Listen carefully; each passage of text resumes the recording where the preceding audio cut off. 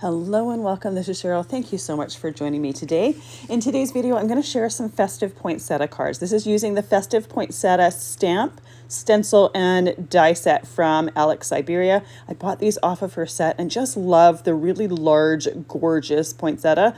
And I always love when there's dies that coordinate with stamps or with press plates or whatnot, because it just makes crafting so much easier. So I'm going to start off with the stamp set. And the very first thing I like to do anytime I'm using a clear stamp set is take a white eraser, rub it over the stamping surface just to make sure that it takes ink just a little bit better. This only needs to be done one time. I do it when I open up a new set and I'm about to use even one of the stamps from it.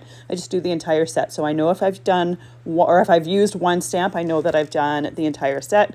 Then I take a soft brush to remove any eraser bits. Some of them really like to stick in some of those sentiment stamps, and it makes it a lot clearer if you take those off before you start stamping with them. So I'm going to start off with the poinsettia stamp, and I'm using my Misti stamping tool so that I can stamp multiple times just to make sure that I get a nice clear image.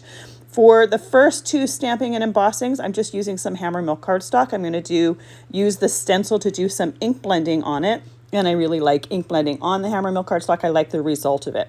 So I use some embossing powder tool on my cardstock, and then I'm stamping with some VersaMark ink. I want to make sure that when I pour my embossing powder over there, it's only going to stick to that VersaMark ink and not elsewhere on the cardstock. So once I've stamped it, and I do it twice to make sure that I have a nice clear image, I'm pouring on some gold embossing powder. For the colors that I'm using, I think gold is going to be perfect. I also typically will use gold with poinsettias, especially if I want to put gold in the center of them. So after pouring that powder on there, taking the excess off, I pour the excess back into the container and then use my heat tool to melt that powder. And if you've never embossed before, it goes from a matte granular to a nice glossy gold, and it's almost mesmerizing to watch it turn and watch that powder melt. So I'm going to do this exact same thing once again. I started off with this wanting to do 2 cards, and then while I was doing this embossing and or stamping and embossing, I decided to do an additional card because this particular poinsettia stamp, with its large size, it reminded me of some really large floral stamps from, I want to say maybe like 15 years ago with, I think it was Stampendous. They had some really large florals, and I remember a poinsettia, I remember a poppy, and I did a technique with them that I absolutely love the result of. So I wanted to play around with that technique, seeing if I could recreate it with some of the supplies that I have today. So I also do this stamping and heat embossing on some pearl finish of the antique white treasured cardstock. So the treasured cardstocks come in packs of 15. There's 5 different finishes. The pearl cardstock is the one that I'm going to be using, and I'm going to stamp and emboss that poinsettia in the same spot that I have for the last 2. I'm leaving the design really similar on each one of the cards rather than moving that large stamp around. Because that stamp is so large, I don't think there's a whole lot of different areas that you could put it. I want to make sure that I see a lot of that particular stamp, and I also want to have my sentiment on the bottom right of the card. So there's not really a whole lot of other places to put it. So I just leave the center or this poinsettia in the same spot, and then just change up the colors that I'm going to be using. So just like the last 2, I did it twice. I stamped it twice. I used embossing powder tool as well because I wanted to make sure that it was only going to stick to that VersaMark ink. Once I have that powder on there, I can melt that powder, and I just love the look of this pearl cardstock with that little shimmery finish. It has a shimmer to it that is more of a gold tone to it, but you don't really see it right away. It's when you tilt it into the light that you see it. And it's absolutely beautiful. It's probably my favorite of the finishes in that particular pack. So with all of my poinsettias stamped and embossed, I can work on some sentiments. So I'm going to do just a very simple script Merry Christmas sentiment on the pearl finish one. And then for the other 2, I'm using a combination of the block sentiment as well as the script sentiment. So I was going to do holiday greetings on one of them and Merry Christmas on another one. And then I realized while I was embossing But it doesn't actually say holiday with that script stamp. It says holidays. Now, I could use the coordinating die set and cut out the holidays and then just use my detail scissors to trim off that S. But I opted to just change up the sentiment and do Christmas greetings instead. I don't think it really matters. I have space on this cardstock. So the embossing is exactly the same as with the poinsettias. I used embossing powder tool, stamped it twice, made sure that I have a nice crisp stamp, poured the powder on, and then melted that powder. And then I can set that to the side. I have a little bit of space on the top there, so I can just change that holidays to Christmas. Easy enough. And I love the fact that in the coordinating die set, there are dies for all of these sentiments, so you don't have to put them right on your card or fussy cut them. I mean, you could put it right on your card, and I will do it with one of the sentiments for that pearlized background. I'm going to do that right now. I'm going to do the Christmas script stamp. I'm going to add the Mary, but the Mary is going to be stamped on a separate piece of pearl cardstock and then die cut. With the technique that I want to do with this, I want to have some color in that background, and I want to make sure that that Mary is visible.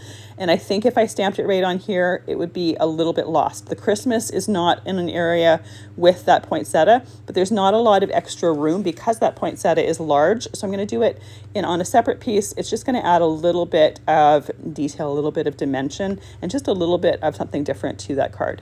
So I have a scrap piece of the pearl cardstock here. Typically I'll use this cardstock for die cutting different elements. I don't typically use it as a background, but for the technique that I have in mind, it's just the perfect background to use with it. I'm going to be watercoloring on it with distress refills. So the first thing I do is I put it on my sticky mat. I use my Mighty Mister and I mist that whole piece of cardstock. Now, this is a coated cardstock, so it does have a coating on it, but it still doesn't really enjoy water. So I do notice that as I'm working, it is seeping into the cardstock on the sides. The cardstock isn't super happy. The technique ends up working out. It's a little bit different. It works a little bit different than when I did it years ago. The cardstock that I did or that I used years ago, I don't remember it reacting this way. I can't say I'm surprised because, like I said, it's not watercolor cardstock. It's intended to be used just as cardstock for die cuts and different things, but the result is absolutely beautiful. So when I mist it with that water, what it's going to do, it's just going to help that re-inker move and flow on that background. So I have 3 distress re-inkers that I'm using. I'm starting here with Tumbled Glass for the background. I just put a little dot of it on my glass surface there and then use a water brush just to dip it in that water and move it around just a little bit. I don't necessarily want that entire background to be like a dark blue. I want it to be darker behind the poinsettia and going out lighter, kind of seeping into a lighter color. When the water absorbs too much into the cardstock, that paint doesn't flow very well. So I do use my water brush to help it along. I want to have water and moisture on this cardstock to help that move along, but I don't want so much that the color flows into an area where I don't want it. Now, there is a tiny little bit of blue seeping into my poinsettia. I don't worry about that. It just adds to the look of it, but I am trying to eliminate a lot of that happening. I don't want that to happen a lot. I want to have some control. So by the time I got to the poinsettia, that water had absorbed pretty much totally. So I just misted it with just a little bit more water. The re-inker I used for the leaves was Bundled Sage, and the one that I'm using for my poinsettias is Picked Raspberry. I wanted a nice, bright, vibrant pink color for this particular poinsettia. You can obviously use whatever colors you want. I'm already going to be doing a reddy coral color with one of my ink blended ones, as well as a blue poinsettia with another one of my ink blended ones. So I wanted the colors for this to be different from that. So Picked Raspberry it was. So I started with the center of the leaves or the petals for that poinsettia. I'm making sure that my ink is concentrated in the centers of the poinsettia. So where it goes behind another petal, it's going to be darker. Towards the tips of the petals, it's going to be lighter. As I move my ink around, I'm making sure to take any excess off my brush so that it goes lighter towards the tips of those petals. And I also go back into that re-inker ink and just add some darker areas. So I want to have some really nice contrast between the dark areas and light areas. I am working fairly fast here because I want to keep working while that area is damp. I don't want to let it dry on me. So as I'm doing this, I am just basically looking for how I want it to dry. By the time I'm done my painting, there is still a lot of water on there, but that re-inker isn't moving very much. So I let that dry as much as possible on that sticky mat, but because it's a non-porous surface, it doesn't dry from the bottom, it only dries from the top. So after about 45 minutes, most of the water had absorbed into the paper. So I carefully peeled it off of that sticky mat, and you do have to be careful because that paper is weak because it is damp.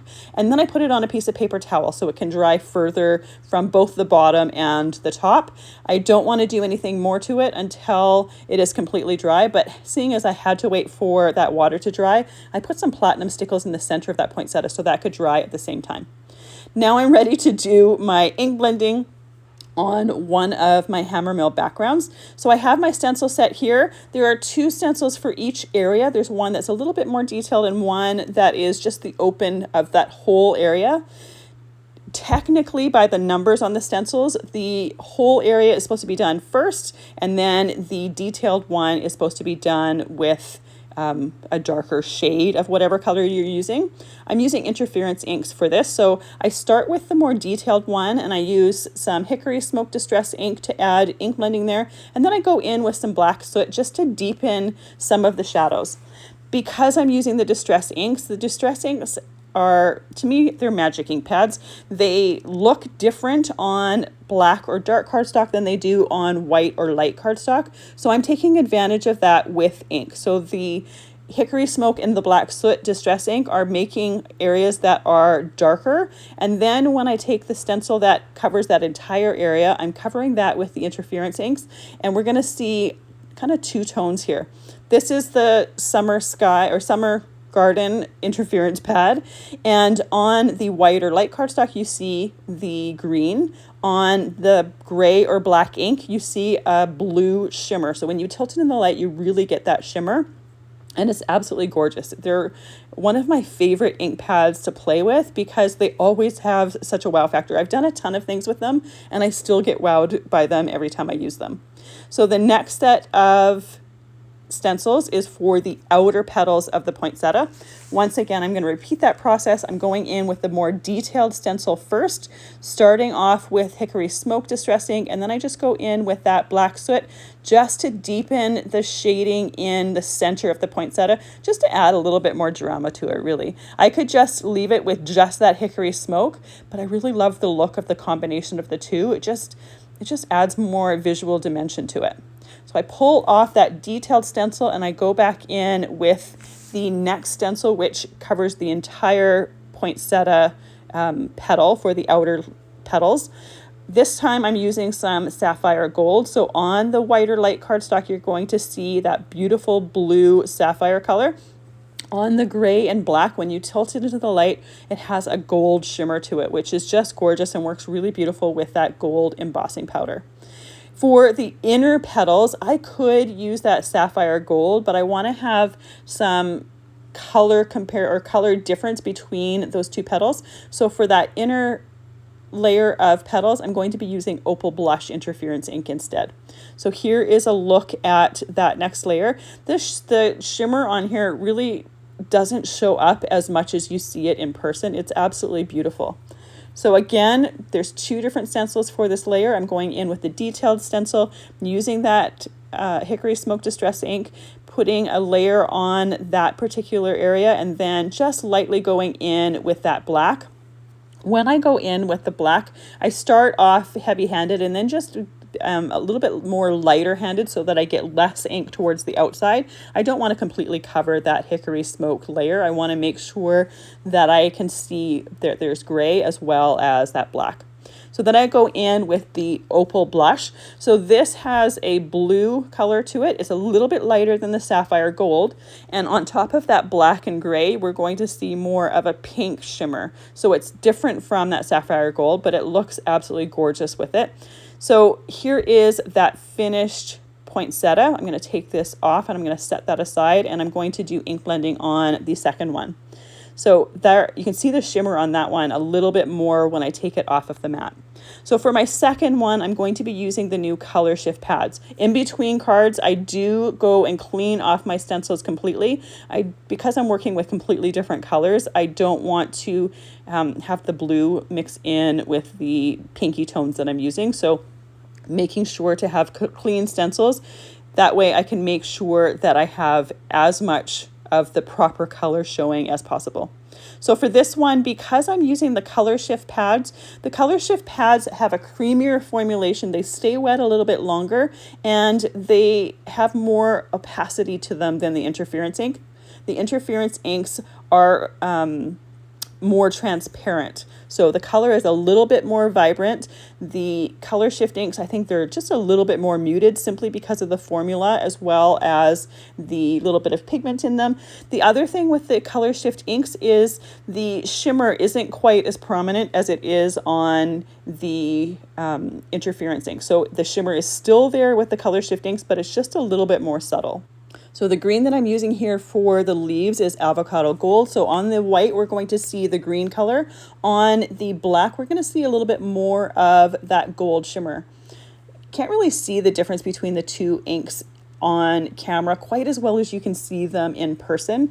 In person, there is definitely a difference to them. Now, typically with those Color Shift inks, typically what I do with them is use them more for ink blending two different colors together. So they work great for, say, butterfly wings where you want, say, the inside of the wing to have more of a blue color, the outside more of a purple color. They stay wet a little bit longer, so they're just easier to blend. I don't often use them with this particular technique that I use regularly with the interference inks. They work with it because of that black underneath. You're going to see the different color from that particular ink pad. However, what I did notice is because I have that dye ink underneath it and because these pads are really juicy because they're newer and because this ink is creamier, meant to stay wet longer, meant to blend a little bit better, I do find that this kind of rehydrates my black so my color doesn't stay quite as true as it does with the interference. I've never had this issue with the interference inks. I've had the odd person messaging me about this in the past because they found that using this technique with the interference inks that the black rehydrated and smeared their inks. I've never had this. I do keep my black and my gray pad fairly dry. I'd rather have to go into the ink pad to spread the ink a little bit more than have it really, really juicy and have too much ink. But I did find that with using the Color Shift inks rather than the interference, I did have that black rehydrate a little bit more than it normally would when I'm working with interference. So the two colors that I use for my poinsettia leaves here on the outer side or the outer leaves or petals, I used Watermelon Spritz, and on the inner petals, I used some Coral Waters. So here are those two done. You see the difference in the inks a little bit more with the completed images. However, I think in person you see it a little bit more than you actually do on video. So with all of my images done, I'm ready to start assembling my cards. So my poinsettia pieces here, I trim them down to 4 inches by 5 1/4 inches. And then I take some more Hammermill cardstock and I trim that to 4 1/8 by 5 3/8. I want to make sure that I have as much of that poinsettia image as possible. And I do want to have a mat around it. Now I could use gold cardstock to tie in with that gold from the embossing, but this is just so much easier, a little bit more economical, and the gold is absolutely gorgeous. So I'm using the Lisa Horton Crafts metallic gold pad. This is the solid gold one. Comes in the 3-pack with the silver and the copper, but it's a great way to create faux gold cardstock for mats. I don't have a lot, or I don't have any of the gold cardstock that I would normally want to use with this. So this is the perfect solution. And it's really, really easy to do. So before I assemble my cards, I want to die cut my sentiments. I use a little bit of Best Ever Craft tape to tape those dies in place to make sure they're not going to shift on me when I'm doing my die cutting. And those pieces of Best Ever Craft tape, I reuse them over and over again. I want to say I probably get a half a dozen uses out of each piece before it needs to be tossed away. So that tape does go a long way. So with my sentiments die cut, I can set those over to the side. Now I wanted to do something with the block sentiments because the block letters are open, and I wanted to tie in with the interference inks from the cards. So I'm using a black Tombow pen to color in the centers or the inside parts of those letters. Once I'm done that, I can use the interference and the color shift inks to color blend on top of it, and I'll get a two-tone effect rather than just using the inks and having just one color for both the background as well as the letters. I thought this was a good way to do that.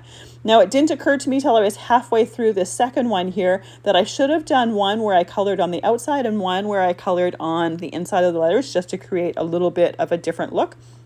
However, something happens when I'm doing my ink blending, and that opportunity presents itself anyways, so I will be doing that in really just a moment. So after coloring in the letters, I do take a piece of dry paper towel, clean paper towel, and I just blot it just to make sure there's none of that black ink on top of the embossing. That embossing is going to resist the ink, so that ink would never dry and it would smear. It ends up smearing here anyways. This kind of relates back to what I was talking about when I was doing the poinsettias. I think with the color shift ink, it just rehydrates that black a little bit more, so it really smeared, and those letters, they don't look great. So I end up redoing the greetings part of the sentiment. I stamp and emboss that off screen and do that die cutting so that I can try it with the black on the outside. So here's the second one. On the camera, it looks quite dark, but it's actually not for that one. So off screen, I stamped and embossed and die cut that greetings again. This time I'm going to use that Tombow marker and color the outside of the letters, trying to make sure not to get much onto that embossing. However, I also take that clean piece of paper towel and I blot it more than once this time. One of the things that I think might help is letting that ink dry just a little bit longer. When I go with either the interference or the color shift, do the black and the gray first, I do it pretty much immediately afterwards. I don't really let it dry. The ink dries fast anyways, but I do find that with the color shift, it rehydrates that black a little bit more, so you have to be fairly quick.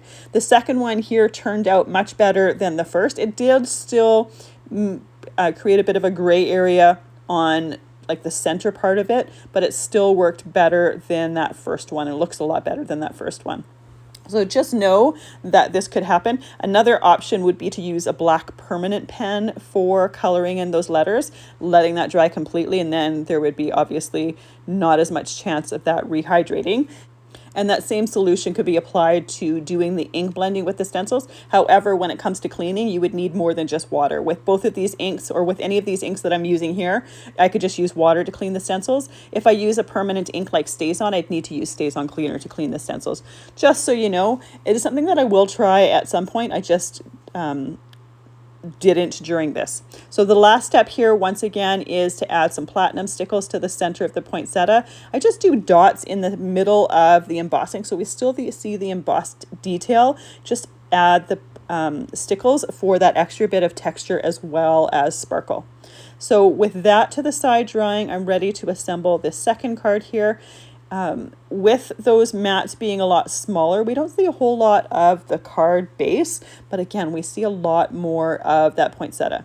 Then I glue down the block letters, and then after that, glue down the script letters. When I glue down the script letters, I do a little bit of overlap with the block letters. I think it just looks a little bit more interesting.